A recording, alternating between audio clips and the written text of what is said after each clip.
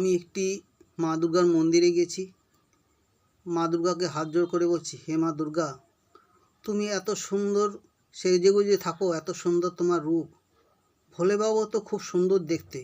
সারাক্ষণ শুনি মদ গাঁজা বিড়ি, ভূত পেতনি পেত শ্মশানে মশানে সারাক্ষণ পড়ে থাকে।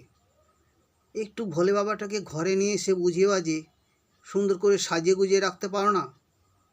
এবার মা দুর্গা বলল, মনে হয় তুই কি পাগল হয়ে গেছিস?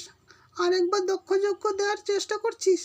জানিস না মেয়েরা সারাক্ষণ শিবের পুজো হলে আদার পাচন খেয়ে লেগে পড়ে। কীভাবে সাজবে, কীভাবে উপবাস করবে, কীভাবে শিবকে পাওয়া যাবে। এমনিতে তো ভোলেনাথের সারা বিশ্ব ব্রহ্মাণ্ড খুঁজে কখনো কখনো পাওয়াই যায় না। তারপর আমি যদি সাজিয়ে গুজিয়ে রাখি, হয়তো সারা জীবনের মতো আমি আর কোনদিন শিবকে পাবো না।